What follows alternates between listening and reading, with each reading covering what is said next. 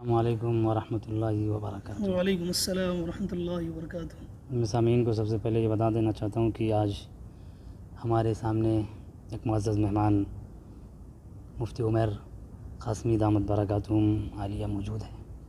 میں ان سے گزارش کروں گا کہ چونکہ یہ اس وقت انٹرنیشنل اسلامک یونیورسٹی مالیشیا میں موجود ہے، میں ان سے گزارش کروں گا کہ ذرا آپ اپنے ویورز کے لیے جس مادر علمی میں اب اس وقت آپ قدم رنجہ فرما ہیں اس کا انٹروڈکشن دیں، اس کا تعارف کرا دیں، تاکہ ان کے لیے بھی جو اس ویڈیو کو سنیں، جن کے دلوں میں شوق پیدا ہو، وہ یہاں آنے کی کوشش کریں اور یہاں سے وہ نالج حاصل کریں۔ اللہ تعالیٰ کا بے انتہا فضل و کرم ہے کہ اللہ تعالیٰ نے اتنے بڑے علم کے مرکز میں آنے کی سعادت بخشی۔ جیسا کہ آپ نے کہا کہ اس وقت ہم لوگ انٹرنیشنل اسلامک یونیورسٹی مالیشیا میں موجود ہیں۔ یہ اسلامک یونیورسٹی پوری دنیا میں اپنی مثال آپ ہے۔ یہاں کا جو میتھڈ اور یہاں کا جو طریقہ کار ہے وہ بھی اپنے آپ میں ایک نمایاں مقام حاصل کر رہا ہے، اور اس کا جو مین کوٹیشن ہے وہاں پہ لکھا ہوا ہے، it's a garden of knowledge and virtue.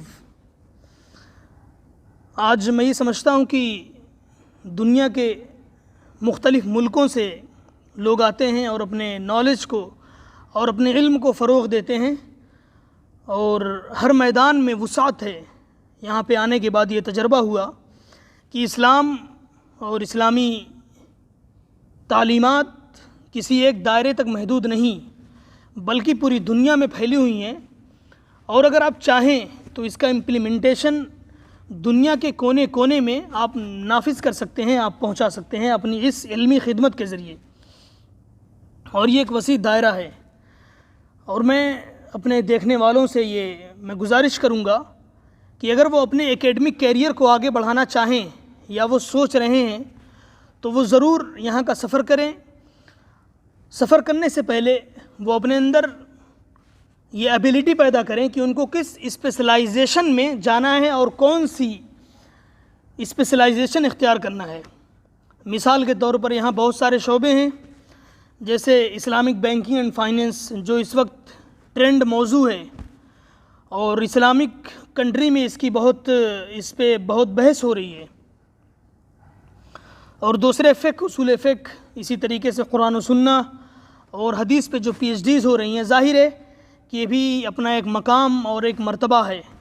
ان تمام چیزوں کو الگ الگ پیرائے میں سمجھیں، اس کے بعد فکر پیدا کریں کہ آپ کو یہاں آنے کے بعد آپ کس اعتبار سے اور کس طریقے سے اسلام کی خدمت کرنا پسند کریں گے۔ اللہ تعالی ہم سب کو عمل کی توفیق عطا فرمائے۔ ناظرین کرام، ہماری یہ سیریز چل رہی ہے، اور اس کا اگلا موضوع میں آپ کے سامنے شیئر کرنے جا رہا ہوں اپنے اس معزز مہمان کے ذریعے۔ اب ہمارا اگلا سوال یہ ہوگا کہ مسلمان ایجادات و اختراع کے دنیا میں آج اتنے پیچھے کیوں ہیں؟ سائنسی ایجادات اور اسی طریقے سے ٹیکنالوجیز کے میدان میں ہماری خدمات جو ہونی چاہیے وہ نہیں ہیں، یا یہ کہہ دیجئے کہ بالکل ہم سطح پہ ہیں۔ حالانکہ قرون وسطیٰ میں جہاں پہ بڑے بڑے فلسفی اور بڑے بڑے سائنسداں پیدا ہوئے، ابن عباس ابن فرناس جیسے فلسفی اور سائنٹسٹ نے جو جہاز بنانے کا نظریہ پیش کیا وہ بھی ہمارے سامنے ہیں، ابو القاسم الزہراوی، اور اسی طریقے سے جو ہمارے میڈیکل سائنس کے فلاسفر رہے، میڈیکل سائنس اور الگ الگ میدانوں میں انہوں نے کامیابی حاصل کی۔ اس کے بعد یہ اچانک دروازہ بند کیوں ہوا؟ آج مسلمان دریوزہ گری کا شکار ہے۔ اب اس سلسلے میں کیا کہیں؟ جی، آپ کا سوال انتہائی اہم ہے اور بالکل حساس موضوع پر، اور آج کے ہر نوجوان کی یہی آواز ہے، اگرچہ وہ اس کا اظہار کرے نہ کرے، لیکن اس کے دل کی آواز یہی ہے کہ آج مسلمان دریوزہ گری کا شکار کیوں ہے؟ آج مسلمان ہر جگہ ذلیل کیوں ہو رہا ہے؟ نہ تو ہمارے پاس کوئی جامع اور وحدانی نظام تعلیم ہے، اور نہ ہی کوئی ایسا مرتب کرتا ایک نصاب ہے جس کے ذریعے ہمارا طالب علم ہمارے اس نظام میں ڈاکٹر بھی بنے اور عالم بھی بنے، عالم بننے کے ساتھ ساتھ وہ انجینئر بھی بنے اور فلاسفر بھی بنے۔ تو اس پورے سینیریو کو دیکھتے ہوئے آپ کیا کہنا چاہیں گے؟ جی، یقیناً یہ سوال بہت زیادہ اہم ہے، اور میں سمجھتا ہوں کہ یہ سوال 200 صدی سے بہت زیادہ اہمیت کا حامل اختیار کر گیا۔ اسی وجہ سے مفکرین نے اس پہ بہت ساری کتابیں بھی لکھی کہ مسلمانوں کا عروج و زوال اور مسلمانوں کا عروج و زوال۔ مختلف لوگوں نے مختلف طرح سے اس کا جواب دیا ہے، اور جہاں تک بہت سارے لوگوں نے یہ بات کہی کہ دین کی کمزوری ہے، دین کی کمزوری، لیکن سب سے بڑا سوال یہ ہوتا ہے کہ ہم نے دین سمجھا کس کو ہے۔ اگر آپ یہ کہتے ہیں کہ قرآن پر عمل نہیں ہے، تو بیشتر لوگوں کے ذہن میں یہ آتا ہے کہ قرآن پر عمل نہ ہونے کا مطلب یہ ہے کہ ہم نماز نہیں پڑھتے، روزہ نہیں رکھتے، زکوٰۃ نہیں دیتے، یہیں تک بس وہ سوچ کر کے رہ جاتے ہیں۔ اور یقیناً یہ اسباب بھی ہیں مسلمانوں کے زوال کے، بہت سارے اسباب ہیں جن میں سے ایک سبب یہ بھی ہے۔ لیکن آج کا جو انتہائی اہم سبب، فار ایگزامپل اگر آپ ہمارے علماء اسٹیجوں پہ تقریر کر رہے ہوتے ہیں، وہاں سے بات آتی ہے کہ ہم نے قرآن کو چھوڑ دیا۔ شیخ الہند علیہ الرحمٰ نے بھی جب وہاں سے واپس ہوئے، تو جیل سے واپس ہوئے، تو انہوں نے دو باتیں کہی تھی، ایک تو قرآن کو چھوڑ دیا مسلمانوں نے، اور ایک اتحاد کو۔ لیکن ہم نے اس مفہوم کو لیا اس طرح کہ ہم مسلمانوں نے قرآن، نماز اور حج، زکوٰۃ کو چھوڑ دیا۔ ان کے کہنے کا جو دائرہ تھا قرآن کو چھوڑنے کا بہت وسیع تھا، لیکن ہم نے اس کو لیا بہت لمیٹڈ سینیریو میں، اس لیے کہ قرآن کو چھوڑنے کا مطلب یہ بھی ہے وَأَعِدُّوا لَهُم مَّا اسْتَطَعْتُم مِّن قُوَّةٍ، اس لیے کہ قرآن کے کام ہیں، قرآن میں یہ آیتیں بھی ہیں۔ قرآن کو چھوڑنے کا مطلب یہ تھا کہ ہم نے یہ تیاریاں بھی نہیں کی، اس وجہ سے ہم آج ذلیل و خوار ہیں۔ قرآن کے ان اصول کو چھوڑنے، ان کلیات کو ہم نے چھوڑ دیا۔ قرآن یہ کہتا ہے فَأَمَّا الزَّبَدُ فَيَذْهَبُ جُفَاءً وَأَمَّا مَا يَنفَعُ النَّاسَ فَيَمْكُثُ فِي الْأَرْضِ، کہ جو لوگ اس دنیا میں خدمت خلق کا اور مخلوق کی نفع رسانی کا کام کریں گے، وہی اس دنیا فَيَمْكُثُ فِي الْأَرْضِ کا مطلب بھی سمجھ لے کہ وہ ایک اقتدار کی حیثیت سے اس ملک میں رہیں گے۔ اقتدار کی حیثیت مطلب ہے کہ وہ شان و شوکت کے ساتھ، غلبے کے ساتھ اس ملک میں جب تک رہیں گے زندہ رہیں گے، اس دنیا میں زندہ رہیں گے جب تک رہیں گے۔ لیکن اگر وہ خدمت خلق اور یہ مخلوق کی نفع رسانی کا ذریعہ نہیں بنے، مخلوق کی نفع رسانی کا ذریعہ نہیں بنے، تو وہ زندہ تو رہیں گے لیکن ان کی حیثیت باقی نہیں رہے گی۔ فَأَمَّا الزَّبَدُ فَيَذْهَبُ جُفَاءً کے مانند ہوں گے، اور آج مسلمانوں کی صورتحال یہی ہے۔ یہی وجہ ہے کہ علامہ اقبال رحمۃ اللہ علیہ نے علامہ اقبال دنیا شاعر مشرق کہتی ہے، یعنی مشرقی علوم کو انہوں نے جس طرح سے ایکسپوز کیا ہے اور اس کی وضاحت کی ہے، اس کی تشریح کی ہے، شاید کہ کسی نے کی ہو۔ اسی وجہ سے بڑے مفکرین میں ان کا شمار ہوتا ہے، عالم عرب بھی ان کو قدر کی نگاہ سے دیکھتا ہے۔ انہوں نے کہا تھا جو عالم ایجاد میں ہے صاحب ایجاد، جو عالم ایجاد میں ہے صاحب ایجاد، ہر دور میں کرتا ہے طواف اس کا زمانہ۔ یہ دنیا جو ہے یہ عالم ایجاد ہے، جہاں طرح طرح کی چیزیں ایجاد کی جا رہی ہیں، لیکن اب اس عالم ایجاد میں جو صاحب ایجاد بنے گا، جو زمانہ اسی کا طواف کرے گا، اسی کے گرد گھومے گا، اسی کے گرد چکر لگائے گا۔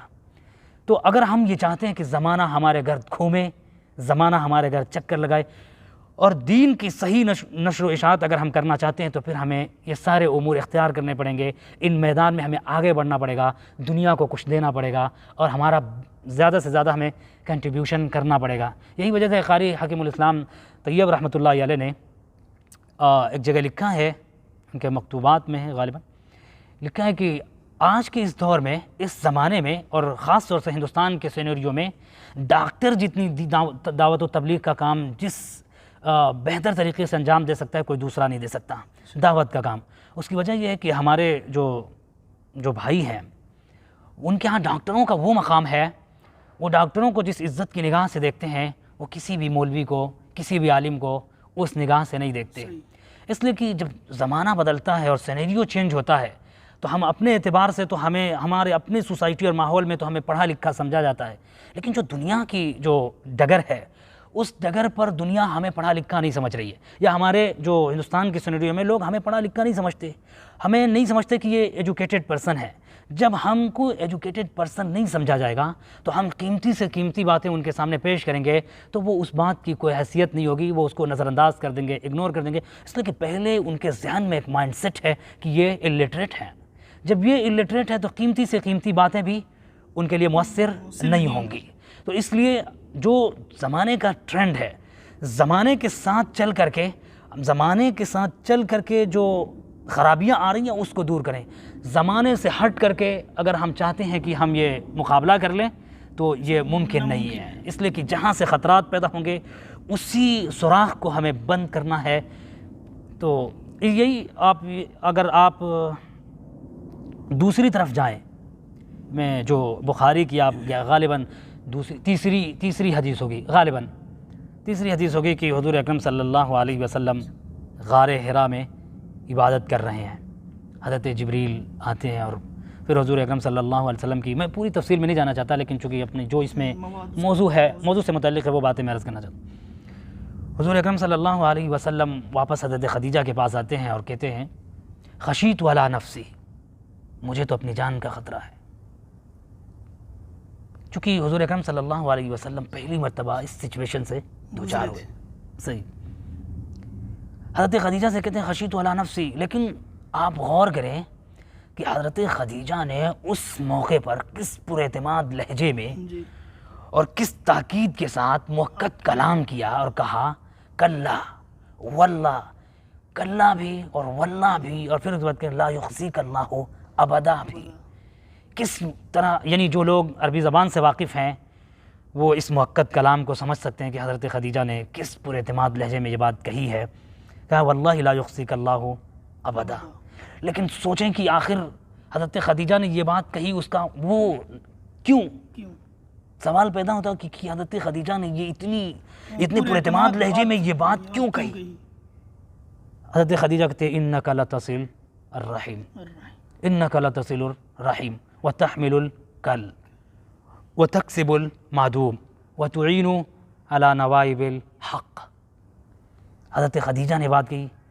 آپ تھوڑی دیر کے لیے آپ یہ سوچیں کہ حضرت خدیجہ یہ نہیں کہہ رہی ہیں، جبکہ پورا سینیریو، پوری سچویشن یہ ہے کہ حضور اکرم صلی اللہ علیہ وسلم عبادت کر رہے تھے اور اس صورتحال میں حضور اکرم صلی اللہ علیہ وسلم اس صورتحال سے دوچار ہوئے. تو حضرت خدیجہ کو یہ کہنا چاہیے تھا کہ اللہ آپ کو کبھی رسوا نہیں کرے گا کیونکہ آپ اللہ کی عبادت کر رہے تھے، یہ کہنا چاہیے تھا. حضرت خدیجہ نے کہیں اس کا تذکرہ نہیں کیا، جبکہ حالات اس کے متقاضی تھے کہ یہی کہیں، حضرت خدیجہ یہی کہیں، لیکن حضرت خدیجہ نے نہیں کہا. حضرت خدیجہ نے کہا انک لتصل الرحیم، انک لتصل الرحیم. پھر اس کے بعد کیا کہا وتحمل الکل، یہ آپ لوگوں کے بوجھ اٹھاتے ہیں، لوگوں کی مصیبتیں دور کرتے ہیں. پھر اس کے بعد کہا وتعین علی نوائب الحق. اب دیکھیں کہیں اس میں تصور یہ نہیں ہے، عبادت کی باتیں نہیں کہی، سیدھے بات کہی جا رہی ہے کس کی؟ مخلوق کی نفع رسانی کی، مخلوق کی خدمت کی، خدمت خلق کی. کہیں تفریق نہیں ہے مومن کی، اس لیے کہ حضور اکرم صلی اللہ علیہ وسلم پر ابھی پہلی وحی نازل ہوئی ہے. جن سے حضور اکرم صلی اللہ علیہ وسلم کا سابقہ ہے وہ سب مشرک ہیں، سب مشرک ہیں. اسی سینریو کو دیکھیں اور پھر اسی کو دیکھیں، قرآن کی آیت اسی وجہ سے ما ينفع الناس فیمکثوا فی الارض. اب سوچیں جو یہ کام کرے گا، حضرت خدیجہ نے اس کے بارے میں کہا لا یخزیک اللہ ابدا، اور قرآن یہ کہتا ہے فیمکثوا فی الارض. یہ وہ سچویشن ہے. دوسری آپ حدیثوں کو دیکھیں، ایک مسلمانوں کے زوال کا سبب یہ بھی رہا کہ ہمارے اندر جو جمود آیا کہ حدیث کے بالکل ظاہری معنی مراد لیے گئے. حدیث میں جو پیغام تھا، جو علتیں تھیں، ان علتوں کو ہم نے چھوڑ کر کے لٹرلی میننگ اس کے مراد لیے. یہ وجہ بھی ایک انور شاہ کشمیری نے فیض الباری میں بھی ایک بات لکھی ہے. جی تو یہ لٹرلی میننگ لی. میں کہتا ہوں ہم نے بیشتر مواقع پر یہ پڑھا ہوگا الید العلیٰ خیر من الید السفلیٰ، لیکن ہم نے اس کا مطلب صرف یہ لیا کہ جو صدقہ دیتے ہیں، جو زکوٰۃ دیتے ہیں، ان کو یہ الید العلیٰ کہا گیا. نہیں، حدیث میں کہیں یہ مینشن نہیں ہے تو ہم کیوں اس کو بالکل خاص کر دیں. الید العلیٰ کا مطلب یہ ہے ہمیشہ وہ ہاتھ جو لوگوں کو نفع پہنچائے گا کسی بھی میدان میں، کسی بھی طریقے سے، وہ الید العلیٰ میں داخل ہے. چاہے وہ زکوٰۃ کے ذریعے ہو، صدقات کے ذریعے ہو، اپنی ٹیکنالوجی کے ذریعے ہو، ایجادات کے ذریعے ہو، کسی بھی طرح سے وہ مخلوق کی نفع رسانی کا ذریعہ بنے گا، وہ الید العلیٰ ہے. اور جو جو لوگ اس سے فائدہ اٹھاتے ہیں یا اپنے آپ کو اس درجے میں نہیں لے جاتے تو وہ سفلا کے تحت داخل ہوتے ہیں. تو کون بہتر ہے؟ حضور نے فرمایا خیر الید العلیا خیر من الید السفلا. ہم نے چونکہ اس کے میننگ اور اس کے معنی ہی صرف وہی مراد لیے، اس لیے ہمارے ذہنوں میں کبھی یہ تصور نہیں پیدا ہوا اور ہم نے اس نہج سے نہیں سوچا کہ اس کا مطلب یہ ہے کہ ہمیں عالمی پیمانے پر، عالمی لیول پر اٹھ کر کے دین کو بھی پہنچانا ہے، اس لیے کہ یہ بھی الید العلیا میں داخل ہوگا.